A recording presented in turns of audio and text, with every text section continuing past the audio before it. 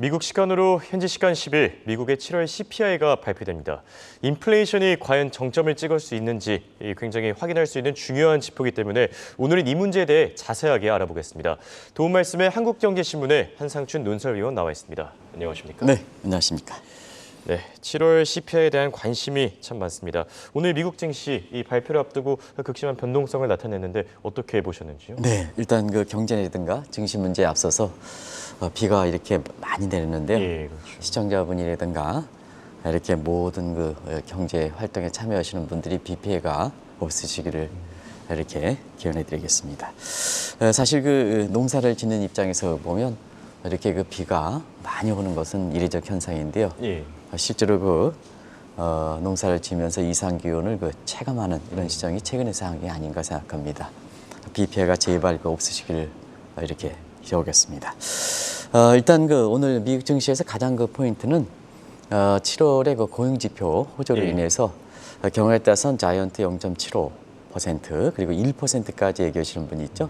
이거에 대해서 진정시켰다 하는 것이 가장 오늘 미국 증시에서 이렇게 의미가 큰 거다 이렇게 보게 됐습니다.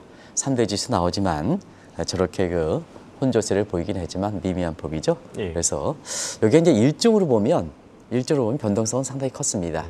장 초반에 이렇게 굉장히 여기 이제 우리 양 PD께서 잘 보여주시고 있습니다는 장 초반에 많이 올랐다가 장 막판에 이렇게 진정세를 보이는 이런 모습을 보였죠. 그래서 장중에서 이렇게 보는데요. 그래서 오늘의 그 이렇게 시장에서 보면 두 가지 지표로 좀 보셔야 되는데요. 달러 가치가 이렇게 고용 지표와 소비자 물가 상승률을 어떻게 보느냐 하는 측면. 그다음에 미국의 국채 금리가 사실은 그 가장 크게 반영하는 모습이다 이렇게 됐습니다. 나중에 국채 금리는 다시 한번 좀 말씀을 드릴게요. 예. 어쨌든 그 7월 고용 통계가 지금 이제 보였습니다는 전부 인플레 기대 심리가 많이 좀 이렇게 반영돼서 전체로 고용 지표에서 1%포인트 끌어올리는 부분에 대해서는 많이 완화되는 이런 부분이 국채 금리에 그대로 나타났다 이렇게 됐습니다. 어쨌든 그 7월 고용 통계에 대해서 논란이 많았었는데요. 지금 상태에서 이렇게 보면 시장에서는 크게 이슈를 끌지 못했는데 결과적으로 보면 과제만 남겨놓은 게 아닌가 생각합니다. 우리가 이것을 기획을 해서 고용 통계에 대해서 호조 문제에 대해서 성장률과 물가 통계에 대해서 바이든 대통령이 강한 불만을 제기해서 통계 개편 문제가 됐었는데요. 이번에 그 고용 통계 문제에 대해서는 아무런 얘기를 하지 않는 상태거든요. 그래서 미국의 학계를 중심으로 해서 지금 경제 지표의 개편 문제 다시 그렇게 돌려주시기 바랍니다. 예. 경제 지표의 또 이렇게 작업 문제 이런 문제는 굉장히 큰 과제로 남겼다 이렇게 됐습니다. 최고 통수권자의 말 한마디가 얼마큼 미국에서 이렇게 보면 과제를 남겼는지 아마 이것이 이달 말에 열릴 잭슨홀 미팅에서 또 다른 의제가 되지 않겠나 이렇게 보고 있고요. 예. 지금 그 고용지표에 있어서는 많은 사람들이 고용지표 호조가 됐지만 미국 국민들이 굉장히 체감적으로는 고용 사정이 안 좋다 어제 말씀드렸습니다는 그런 부분에 대한 불만이거든요. 그런 과정에서 미국 시간으로 내일 발표되는 CPI 7월 통계도 지표는 괜찮은데 국민들은 고통스럽다 하는 측면에서 고용 통계와 동일한 문제가 봉착되는 게 아니냐 하는 이런 시각이 지금 나오고 있거든요. 어쨌든 전체적인 그렇게 모습은 미국의 국채 금리에서 나타났지만 단기 금리, 장기 금리 모두 떨어지는 그래서 시청자분이 지금 증시에서 가장 관심이 있는 7월의 그 인플레 지표 관련해서는 좀 안도하셔도 되지 않느냐. 오늘 그 내용을 상세하게 좀 말씀드리겠습니다. 네. 그렇다면 인플레이션과 함께 이 고용 상황도 당연히 진단을 해봐야겠죠. 얼마 전 이 세계 경제 7대 미스터리 현상을 짚어주시면서 성장이 없는 고용 호조에 대해서 언급하셨습니다. 그런데 실제로 며칠 뒤에 월스트리트저널도 비슷한 기사를 내놓더라고요. 네. 이 부분에 대해서는 어떻게 보십니까? 어제 그 세정시에 사실 그 기획재정부의 이렇게 출입 기자를 통해서 이 문제도 많이 이렇게 화두가 됐다 그래요. 우리가 이달 초에 이 문제를 좀 말씀을 드렸죠. 그 월스트리트저널이 아마 지난 주말에 확인했고 이것이 다시 우리나라도 경제정책과 관련해서 종전과 다른 현상이지 않습니까?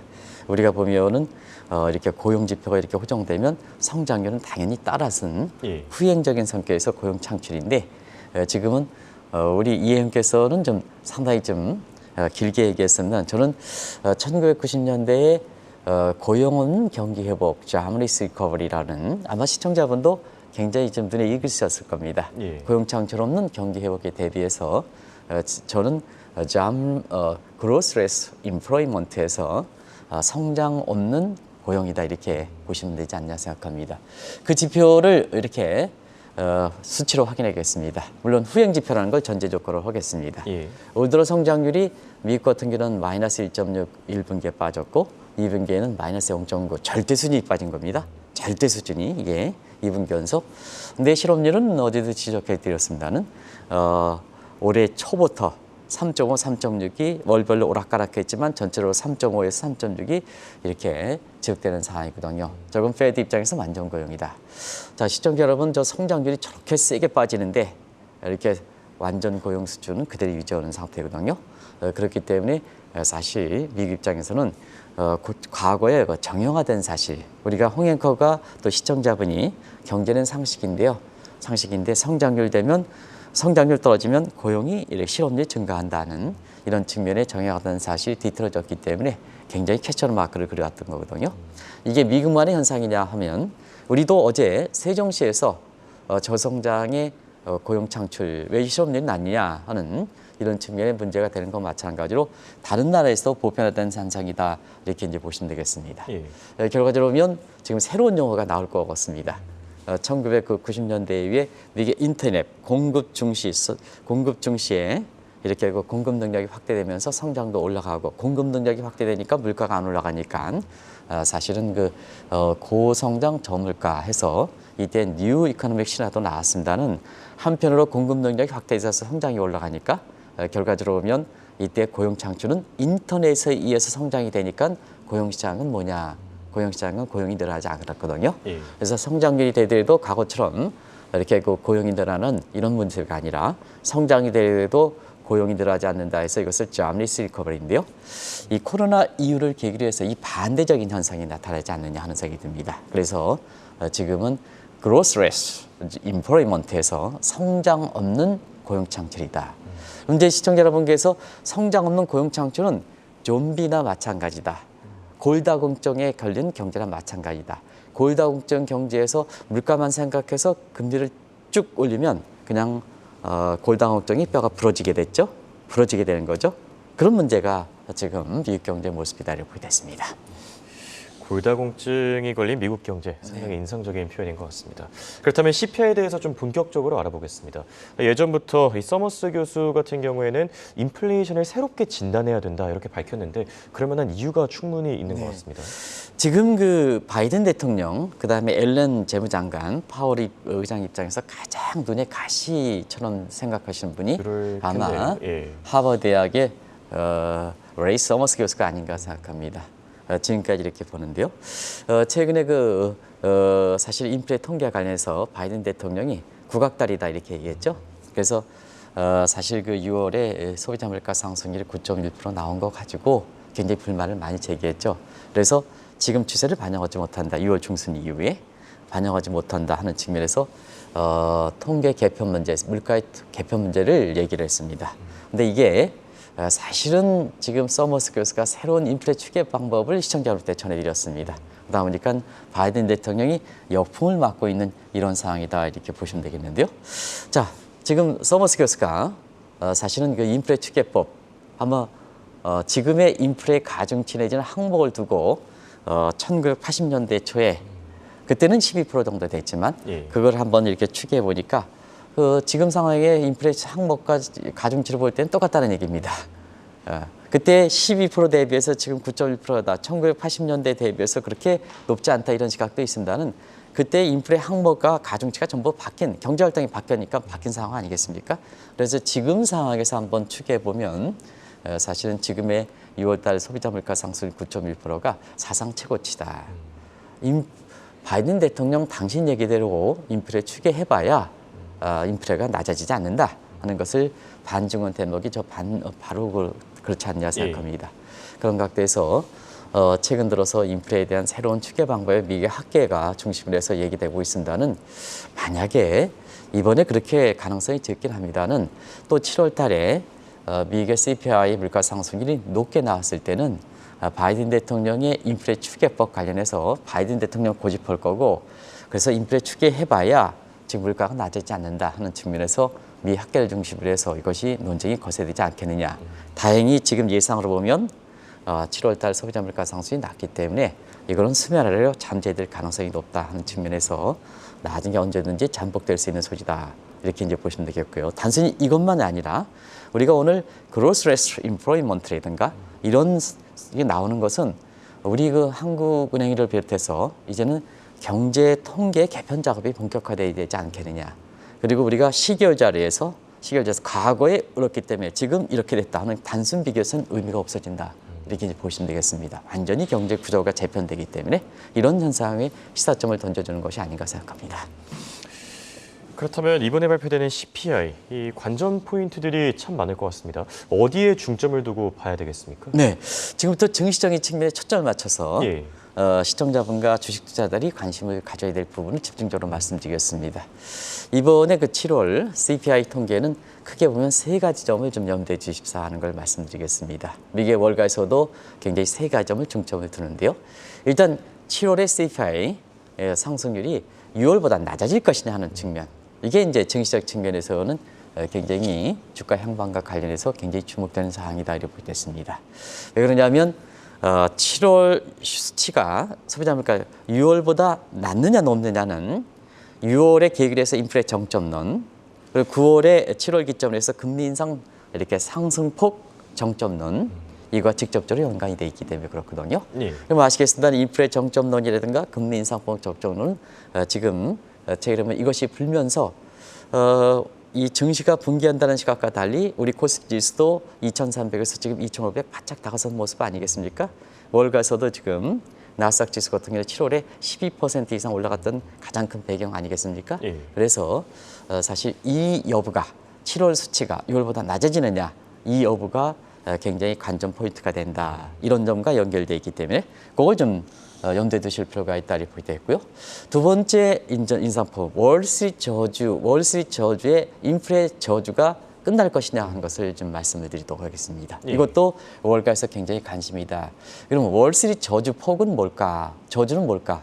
항상 올해 들어서 월스트리트 전에 시장 컨센서스를 예상을 해왔지만 자 홍행코 실제 발표치는 높아졌죠. 예, 다 높아졌습니다. 그래서 예상치 대비해서 높아졌기 때문에 인플레 샥이다 해서 그 샥의 수치를 사실 저주다 이런 표현을 쓰는데요. 이번에 끝날 것인가? 그러면 그동안 한번 보겠습니다. 월스트리트 저주폭은 올해 1월서부터 지금까지 실제치 대비해서 예상치인데 플러스 0.2% 예상치보다 더 높게 나왔다는 얘기입니다. 그러면 예. 증시 충격이죠. 증시 충격이죠. 투자가 입장에서는 저주가 되는 거죠. 커스가 되는 겁니다. 그러면 이번에 월스트리트 저주의 저주가 다시 재현된다 보면 자 시장의 예상치가 지금 8.7% 나오죠. 예. 뭐 8.7%, 8.8%, 8.7% 이렇게 예. 나오는데요. 그래서 월스트리트 전의 예상치 가지고 한번 보겠습니다. 오늘 CA 예상치는 8.8% 나오는데요. 8.7% 가겠습니다. 그러면 올해 그 0.2%의 월스트리트 저주폭을 본다면 8.9%가 되는 거거든요. 9% 바짝 다가서죠. 그렇기 때문에 이 또한 관심이 된다 이렇게 보게 됐습니다. 그리고 질적인 측면에서는 CPI 통계와 그다음에 생활물가, 미 국민들이 관심이 있는 생활물가 통계와 이렇게 어떻게 되느냐. 자, CPI 통계가 낮아지면 생활물가 통계가 주도해서 낮아지느냐. 그러면 오케이. 지표물가, 체감물가 간의 괴리가 없어진다. 투자 심리 측면에서는 굉장히 호조가 크게 개선될 것이다 이렇게 보시면 되겠고요. 지표는 낮아지는데 소비자 물가는 낮아지는데 생활물가가 개선되지 않는다. 그러면 지표물가, 체감물가 간의 괴리가 발생하면서 투자 심리를 결정하는 것이 체감물가가 되거든요. 근데 이 문제는 사실은 뭐냐. 지금의 미국의 주식 투자하는 사람들은 대부분 다 소득이 높은 사람이거든요. 그런 관점에서 보면 과거만큼 체감물가가 사실 악화된다 하더라도 주식 투자 심리에 미치는 영향은 그렇게 크지 않을 것이다 이렇게 보시면 되겠습니다. 그런 점이 크게 세 가지 관점이다. 다시 한번 말씀드리면 7월 수치가 6월 수치보다 낮아지느냐. 예. 이건 인플레 정점론과 금리 인상폭 적정에 직결된다 하는 측면. 두 번째는 월스트리트 저주가 이번엔 끝날 것이냐 하는 측면. 세 번째는 지표는 괜찮은데 국민 입장에서 관심이 가장 높은 생활물가는 낮아질 것이냐 하는 측면. 이 세 가지가 이번에 그 7월 인플레 지표에 가장 관심이 있는 중점 사항이다 이렇게 보게 됐습니다.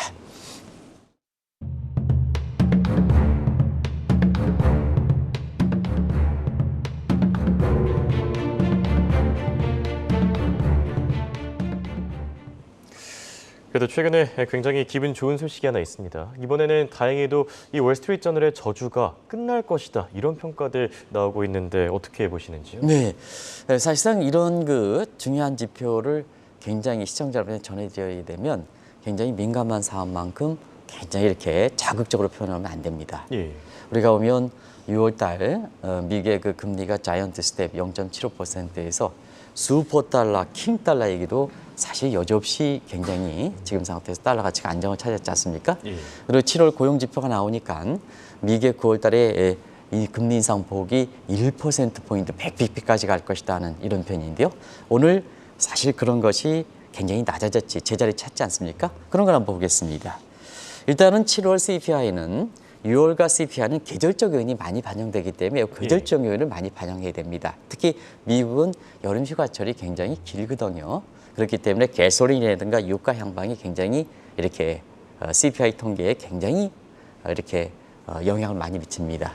그런 과정에서 보면은 6월 달에 미국 전형의 이렇게 시발유 가격이 갤런당 5달러를 넘었습니다는 지금은 4달러 정도로 이렇게 해서 안정을 찾는 분위기죠. 그래서 6월 달 같은 경우에는 1년 전 대비해서 휘발유 가격이 65% 급등해서 미 국민들이 아우성을 쳤는데요. 6월 중순이어서 바이든 대통령이 불만을 제기한 게 유가 휘발유 가격이 낮아지지 않느냐. 왜 6월 CPI 통계 7월 달에 발표했으니까 CPI 통계는 반영하지 않느냐. 이게 불만이 제기했지 않습니까? 근데 이번에는 반영이 된다 이렇게 됐습니다. 이번에는 6월 중순이. 그리고 또 한 가지는 CRB 지수라고 해서 국제 곡물 가격이 굉장히 많이 떨어지고 있죠. 예. 그래서 어제도 이제 자세하게 말씀드렸고 시청자분께서 왜 이거 선박 세척이 이렇게 CRB 지수를 이렇게 많이 떨어뜨리냐 하는 측면은 기대 심리, 그다음에 재고 분양 미리 나와, 투기적 나와 이런 측면에서 말씀드렸습니다는 상당히 공감대를 형성하는 모습이요. 예. 지금 6월 달 이후에 CRB 지수는 지금 하락폭이 20% 정도. 이번에 이제 CRB 지수가 이제 선박 도착이 우크라이나에서 흑해에서 추출해서 선박 도착이 미국에 전역하면 이게 이제 미국의 소비자 물가 상승에 반영하는 거거든요. 그런 것이 이제 반영된다 이렇게 됐습니다. 그리고 이제 어제 고용 통계에서 실업률만 보시면 마십사. 임금 상승률을 보십사. 왜냐하면 지금 문제가 되는 것이 인플레 기대 심리와 임금 상승률 간의 스파이럴 현상이죠. 예. 기대 심리가 높아지면 당연히 근로자 입장에서는 앞으로 인플레 기대 심리가 높아 내 실질 소득이 떨어져 실질 임금 상승이 높아지겠죠. 요구가 높아지겠죠. 이게 스파이럴 현상이지 않습니까? 예. 그런 측면에서 어제도 임금 상승률, 실업률은 3.5% 낮아지긴 했지만 임금 상승률은 오히려 둔화됐습니다. 5.2%에서 6월 달에 5.6%에서 5.2% 많이 둔화됐죠. 예. 결국 인플레 기대 심리가 차단되고 있다는 얘기입니다. 그 차단됐던 내용이 오늘 그대로 확인되죠. 어제 말씀드렸던. 그래서 우리 인플레 기대 심리는 5년짜리가 있고 1년짜리가 있는데요. 사실 5년짜리 본다면 6월에 6.3에서 이번에 2.8% 발표했습니다. 오늘 이현 캐스터가 1년짜리를 누적 연준 가지고 얘기했습니다. 예. 그 연준 보면 6월 달에 6.8에서 이번엔 6.2% 급락했습니다. 급락했습니다. 그러다 보니까 7월 고용 통계로 인해서 이것이 실업률만 이렇게 떨어지다 보니까 완전 공개되다 보니까 이렇게 시청자한테 자극적 표현을 쓰기 위해서 100bp 1%포인트까지 올린다 하는 지각이 이 기대 심리를 보면 굉장히 여지없이 꺾이고 있다 하는 것을 말씀드리겠습니다. 그런 것이 지금의 미국의 상황이다 이렇게 보겠습니다. 확실히 이 지표들을 통해서 투자 심리나 이런 금리 인상 전망도 좀 더 자세하게 확인할 수 있겠네요. 지금 벌써부터 이 9월 FOMC 이후 마지막으로 인플레이션을 사실 관찰할 수 있는 지표죠. 8월 CPI에도 관심이 몰리고 있는데 이 부분에 대해서는 어떤 내용들 나오고 있습니까? 네. 왜 지금 7월 수치도 발표하지 않는데 8월 수치 9월 10일 전후에서 발표되고 예. 하는 이 수치에 더 관심이 될까 하는 측면은 두 가지 문제. 하나는 9월 달 페드 회의에 바로 직전에 확인될 수 있는 마지막 인플레 지표라는 측면에서 사실 8월 지표, 시청자 여러분 9월 10일에 발표합니다. 이게 이제 관심이 되고 있다고 보겠습니다. 두 번째는 사실은 미국의 이렇게 월별 통계 방식은 전월비 방식입니다. 예. 그렇기 때문에 이전에 분기가 높아지면 분모가 높아지면 나중에는 다음 달에는 이렇게 상승률이 둔화되는 거고 이전에 베이스가 낮아지면 상승률은 높아지게 나오는 소위 베이스 이펙트가 나오게 되거든요. 그런 측면에서 보면은 7월 소비자 물가 상승률에 이어서 8월 소비자 물가 상승 낮아지느냐 하면 3개월 이동 평균선이 그 이전에 이렇게 6월 달까지 올랐을 때 4, 5, 6월은 굉장히 이동 평균이 하면 높겠죠. 예. 근데 자, 6월을 기점으로 해서 7월, 8월 하면 딱 하면 3개월 이동 평균치가 떨어지겠죠. 3개월 이동 평균으로서 베이스 이펙트를 제거하는 3개월 이동 평균으로서 추세적으로 낮아진다는 얘기입니다. 그럼 페드 입장에서 어떻게 될 것이냐? 어떻게 하시냐? 바로 금리 분야에 직접적으로 영향을 미칠 수 있기 때문에 8월 그 수치가 9월 10일 날 발표하는 8월 수치가 벌써부터 관심이 되고 있다 이렇게 보겠습니다. 이 또한 굉장히 중요한 문제다. 미국의 체감 물가를 결정하는 실질 소득과 함께 굉장히 중요한 문제가 되겠다 이렇게 보시겠습니다. 그렇다면 이번엔 7월에 이어서 8월 만약에 CPI 상승률이 6월보다 낮게 나올 경우에는 월가의 관심은 아무래도 이 9월 FOMC 쪽으로 빠르게 옮겨지겠죠? 네, 결과적으로 보면 지금 오늘 그 소위 Growth Risk Improvement,라는 이런 문제, 저성장 속의 고용시장이 타이트하다는 문제, 이걸 좀비 경제, 성장 없는 고용의 이렇게 문제를 사실 1980년대식의 스태그플레이션이 나타났을 때 물가를 자기에서 폴 보카가 금리를 쭉 올리는, 아주 금리를 쭉 올리는 이 방식 가지고는 안 된다는 문제가 나온 거다 이렇게 됐습니다. 예. 자, 골다공학 쪽이니까 저성장 속의 고용시장이 타이트하니까 어떠냐, 이게 사실은 이렇게 몸이 튼튼하지 않은 상태에서 어떻게 보면 이렇게 된 거 아니겠습니까? 예. 그러면 뭐냐, 자, 이게 금리를 올리면, 인플레 잡겠다 금리를 올리면 툭 부러지겠죠. 그래서 우리가 많이 얘기했던 폴 볼커식의 1980년대 지금과 같은 스태그플레이션 현상이 나타날 때 그때 상황에 비해서 금리를 물프레만 잡겠다고 해서 금리를 쭉 올리면 안 된다 하는 것을 보여주는 대목이 아닌가 생각합니다. 그런 과정에서 지금 9월 말 이후서부터 지금 그 올해 연말까지 3번에 걸쳐서 페드 회의가 나왔는데요. 일전에도 한번 말씀드렸습니다. 자, 우리가 보면 지금의 페드의 금리 결정권 인사 중에서 이제 금리에 대해서 사실은 낫프로트에 참여하는 사람과 금리를 결정하는 사람과는 다른 겁니다. 예. 다릅니다. 금리 결정권을 갖고 있는 사람과 금리를 결정하지 않는 사람이 낫프로트에 참여하고요. 그중에 금리를 결정하는 사람, 이 사람들 중에 당연직과 지방연준총재 매년 4명씩 교체하는 사람, 그중에 가장 강성한 사람이 블러드라 세인트루이스 총재입니다. 이분이 얘기한 대로 올해 아주 극단적으로 1.5% 이상 더 올려야 된다 하는 측면에서 지금 인플레 기대 심리가 낮아진 상태에서 한번 이것을 시나리오로 다시 한번 보겠습니다. 예. 자, 9월 달에 0.75를 가져가고 그다음에 11월 달에 0.5, 0.25. 이게 정점력이 되겠죠? 그러면 자, 이것은 7월 달이 6월 달이 정점력이 되는 거죠. 왜냐하면 6월 달 0.75, 7월 달 0.75, 9월 달 0.75. 나중에 낮아져. 이렇게 되는 거죠.